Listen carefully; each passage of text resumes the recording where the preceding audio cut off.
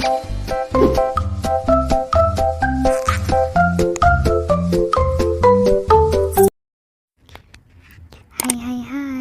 welcome back to my YouTube channel. Jangan lupa like, comment, and subscribe ya. Oke, next kita lanjutin ya ceritanya. Bab 7, bayar hutang.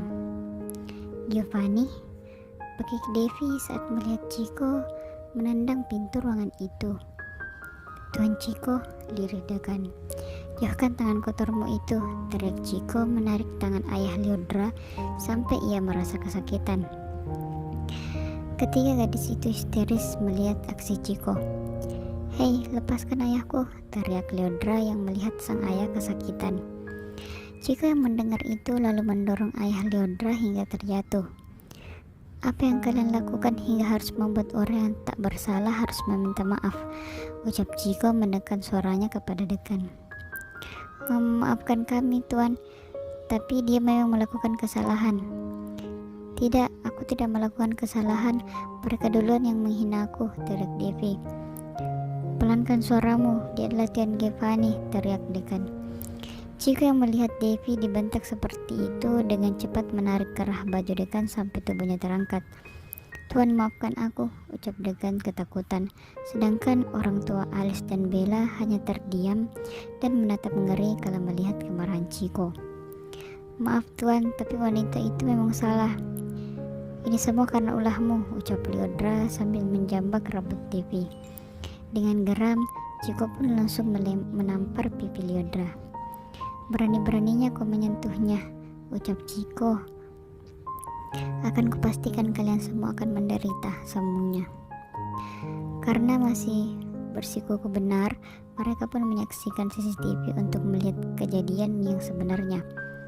Semua mata tercengang kala melihat Lyodra yang melempar batu ke arah Devi. Chico yang melihat rekaman CCTV langsung mengepalkan tangannya. Bukankah kau direktur di perusahaan ayahku? Ucap Chico menatap tajam ke arah ayah Lyodra. Maafkan aku tuan, maafkan, ucap ayah Lyodra terbata-bata. Tidak ada maaf bagimu, mulai hari ini jangan injakan kakimu di perusahaan Giovanni. Dan kau juga, mulai hari ini saya memutus kerjasama dengan perusahaanmu, ucap Chico sambil menunjuk kedua orang tua gadis itu. Kemudian Chico ingin membalas perlakuan ketiga gadis itu dengan melakukan hal yang sama mereka lakukan kepada Devi. Ambilkan batu yang tadi mereka gunakan saat melempar Devi, perintah Chico kepada pengawalnya. Pengawal itu pun datang membawa batu itu. Jangan, ucap Lyodra ketakutan. Kenapa? Apa takut? Tadi kau melempar Devi tanpa penuh ketakutan. Chico pun mendorong ketiga gadis itu hingga tersungkur ke tanah. Devi yang melihat kejadian itu bingung harus melakukan apa. Ia hanya bisa menghentikan Chico. Giovanni, sudah, hentikan. Chico pun langsung menghentikan aksinya. Sudahlah, mereka bisa mati karenamu, teriak Devi sambil memegang tubuh Chico. Sudah, kau membuat semua orang memandang buruk terhadapmu, sambungnya. Dengar ya baik-baik semua. Siapapun yang berani mengusik Devi, kalian akan berurusan denganku, ucap Chico penuh penekanan. Devi menarik tangan Chico dan melihat wajah Chico yang penuh amarah, lalu membawanya keluar dari ruangan itu. Mengapa kau bisa ada di sini? Tanya Devi. Menikah, jawab Chico. Jawaban Chico pun didengar oleh semua orang yang berada di tempat itu merasa terkejut. Jelas saja ketampanan Chico serta kekayaan yang dimilikinya mampu memikat hati wanita manapun. Lain halnya dengan Devi, saat mendengar jawaban Chico, ia sontak menendang kaki Chico. Hei, jaga bicaramu, seorang bisa salah paham. Lagian kan aku sudah bilang aku tidak ingin menikah denganmu, ucap Devi kasar. Aku tidak suka ditolak, ucap Chico. Dasar pria tidak waras. Di tengah perdebatan itu, seorang pria parubaya datang menarik tangan Devi. Kau, kenapa kau tidak pulang? Ucap ayah Devi. Ayah, ayo pulang, ucap ayahnya sambil menarik tangan Devi dengan kasar. Sontak, Chico pun menarik kembali tangan Devi. Lepaskan dia, ucap Chiko dengan tatapan tajam. Dia adalah putriku, kau siapa? Kau yang harus melepaskan dia, ucap ayah Devi sambil berteriak.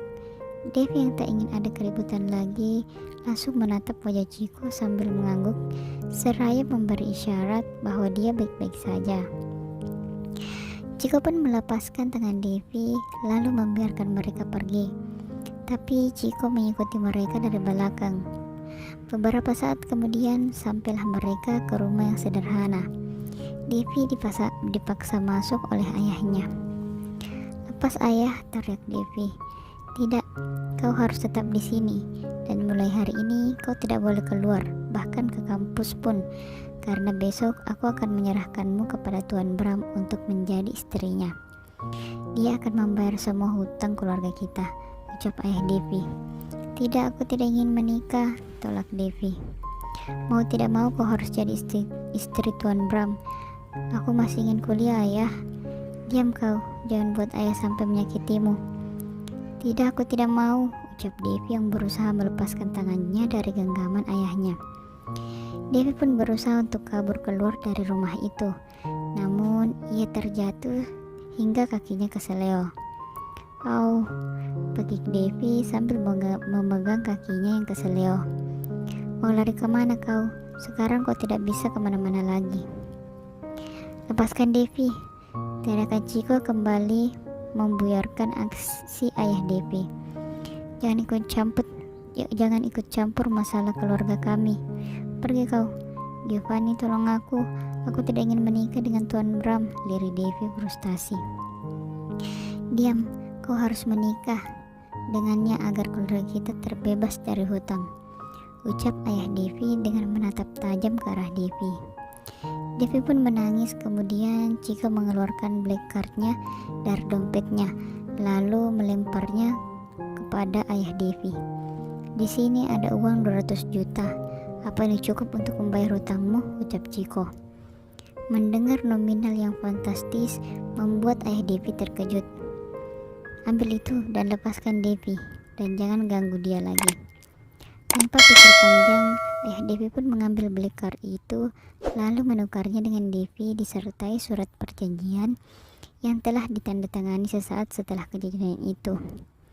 Ayah, apa ayah menukarku dengan uang? Tanya Devi dengan sedih. Diamlah. Ini sebagai balas budi karena aku telah mengurusmu sampai kau dewasa.